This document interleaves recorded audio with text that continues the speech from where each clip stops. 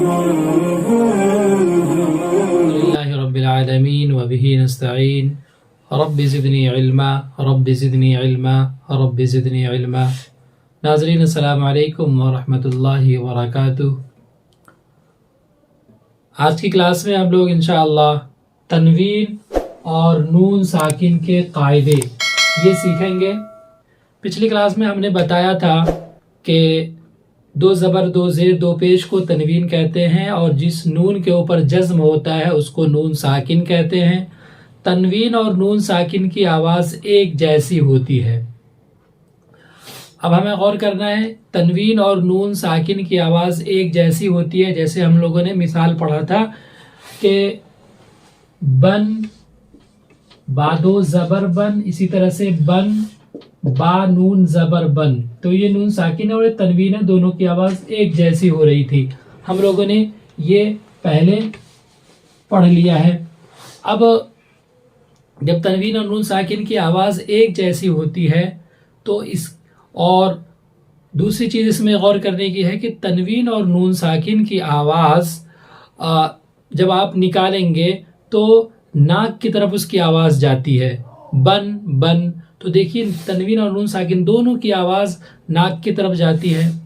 تو اب اسی اعتبار سے اس کے یعنی تنوین اور نون ساکن کے 4 قاعدے بنائے گئے ہیں، یعنی تنوین اور نون ساکن کی آواز کیسے نکالنی ہے، تنوین اور نون ساکن کی کیسے ہم پروناؤنس کریں گے تنوین اور نون ساکن کو، اس اعتبار سے اس کے 4 قاعدے بنائے گئے ہیں: اظہار، اخفا، اقلاب اور ادغام، ہے نا۔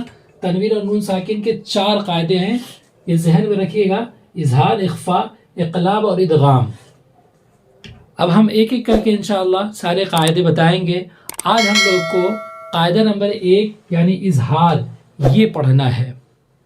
اظہار کا مطلب ہوتا ہے ظاہر کرنا۔ اظہار جو ورڈ ہے اس کی میننگ ہے نا، اس کا ترجمہ ہوتا ہے ظاہر کرنا، کسی بھی چیز کو ظاہر کرنا، اظہار اس کو کہتے ہیں۔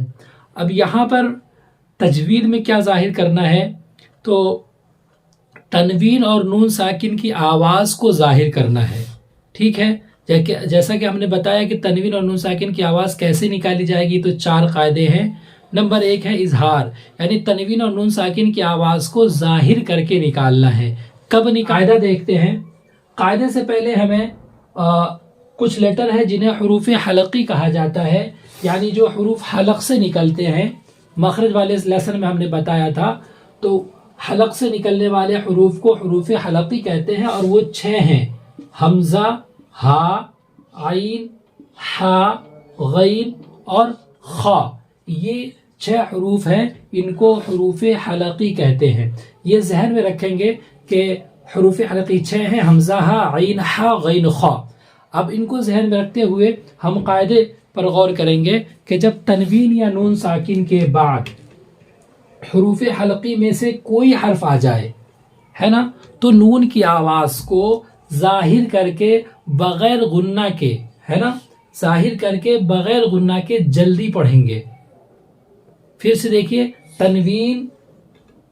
تنوین یا نون ساکن کے بعد حروف حلقی میں سے کوئی حرف آ جائے تو پھر نون کی آواز کو ظاہر کر کے بغیر غنہ کے جلد پڑھیں گے۔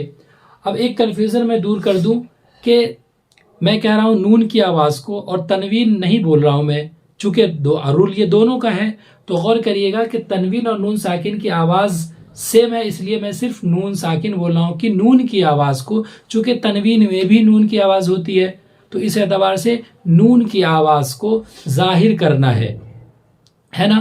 آئیے اب اس کو ہم اگزامپل سے سمجھتے ہیں، مثال سے سمجھتے ہیں۔ جیسے آپ دیکھیں یہاں پر تنوین ہے 2 زبر، اور ایک چیز اور کہ 2 زبر کے بعد جو الف ہوتا ہے وہ پڑھا نہیں جاتا، تو اس کی بات یہ الف جو ہے یہاں پر بات ختم ہو گئی۔ اس کے بعد دیکھیے یہ حمزہ آ رہا ہے نا۔ جب الف کے اوپر زبر یا زیر یا پیش یا کوئی بھی حرکت لگ جائے تو وہ الف حمزہ ہو جاتا ہے۔ تو اب اس اعتبار سے دیکھیے تنوین کے بعد حروف حلقی میں سے حمزہ آ رہا ہے، تو اب یہاں پر نون کی آواز جو ہے اس میں یعنی طیرن ابابیل، طیرن، رن بولیں گے بالکل ظاہر کر کے، طیرن ابابیل۔ اب ہم اسے ایسے نہیں کہہ سکتے طیرن یا طیرا نہیں کہہ سکتے. اسی طرح دوسری مثال لیجئے نون ساکن. دیکھیں نون ساکن ہے، اس کے بعد خا آ رہا ہے. غور کریے گا، خا ہم نے یہاں بتایا ہے حروف حلقی میں بھی خا ہے. ٹھیک ہے، تو جب نون ساکن کے بعد یہاں دیکھیے کہ خا آ رہا ہے تو ہم پڑھیں گے لیمن خشیہ، لیمن خشیہ، ہے نا. بالکل نون کی آواز کو ظاہر کر کے، یعنی ناک میں روک کر کے غنہ کر کے نہیں پڑھنا ہے. اسی طرح سے نار حامیۃ، تو یہاں بھی آپ کو دکھ رہا ہوگا کہ تنوین ہے، اس کے بعد ہا ہے حروف حلقی میں سے، تو نار حامیۃ. تو ایک بار اور دیکھیے طیرن ابابیل، لمن خشیہ، نار حامیۃ.